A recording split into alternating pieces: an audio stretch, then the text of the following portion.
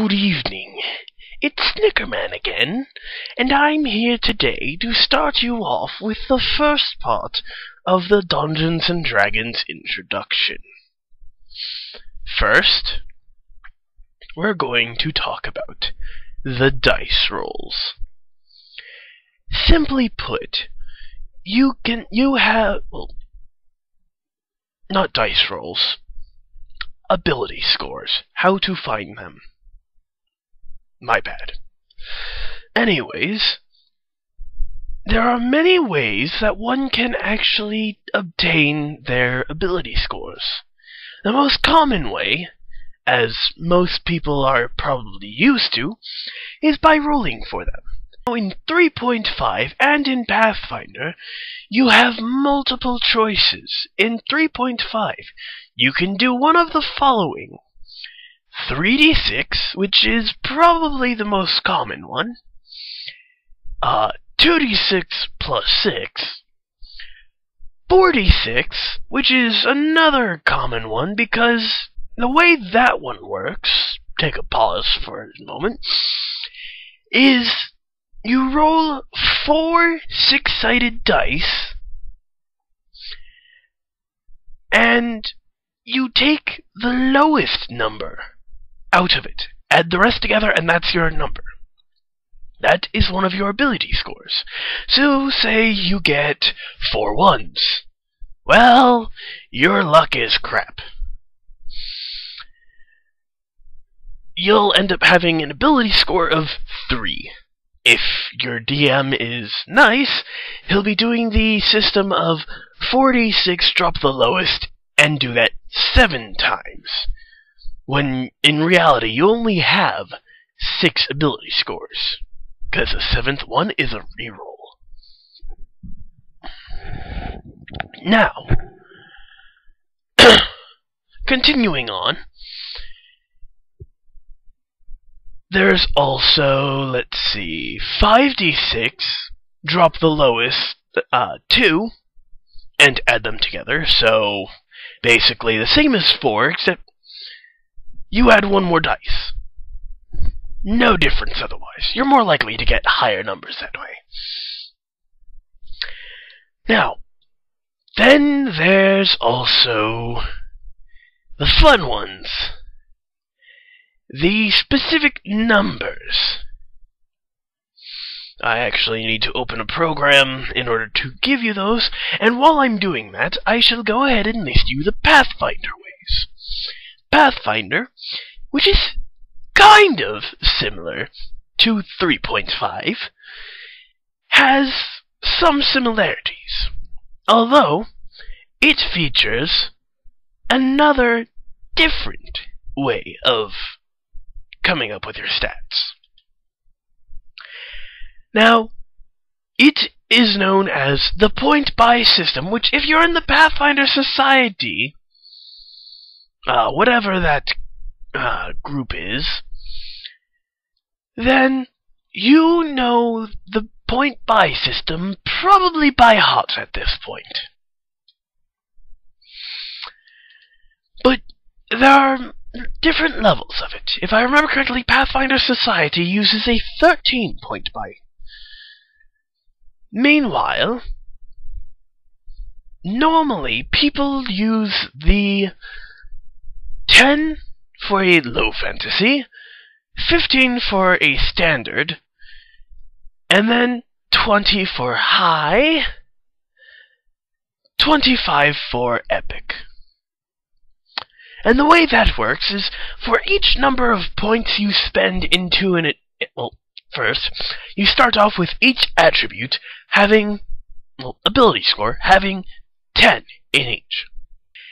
When you take some of the points and put them into ability scores, you actually raise that ability score based on the number of points you put into it. You put 1 in, that's an 11 now. 10 goes to 11. 2 total, 12. 3 total, 13. 5 total to get to 14 now. Each number has its own specific amount of points required to purchase. So basically you're sitting there going, okay, I want this to be this number, here's those points. I want this to be this number, here's those points. And if you have any left over by this point, they get spread out among these. That's basically how it works. However, you can also drop certain scores to increase the number of points you get to use for purchase. So, for instance, someone could have an 18 as well as an 18 and 2 14s and have an 8 and then the other two 10, or they could also have, 5 14s and a 10, 4 14s, a 13 and a 12. This is all based on the 25, by the way. Because, let's face it, who wants to use 15 or 10?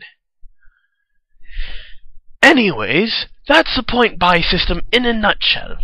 Now, back to the 3.5, they also have some other interesting stat rules. There is what is called organic, which is basically rolling 18 six-sided dice and arranging all of them into groups of 3 dice. And then you add each individual group up, and those are your 6 stats. Those can actually be come up with some interesting ideas.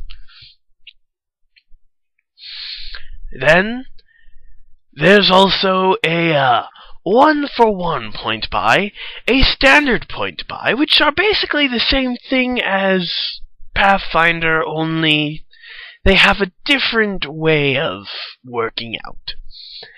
And then they also have an elite array, which is to say you already know what the ability scores are going to be before your race kicks in. Which, in the elite array, it is 15, 14, 13, 12, 10, and 8. This is most likely to balance the character out. And then there's also a different 46 that is known as the GIMP, where basically you take 4d6, roll it, and then drop the highest number. It can be rather difficult to play characters with that style. Now, I personally enjoy the 4d6 drop the lowest, but I also like the point buy system that Pathfinder has.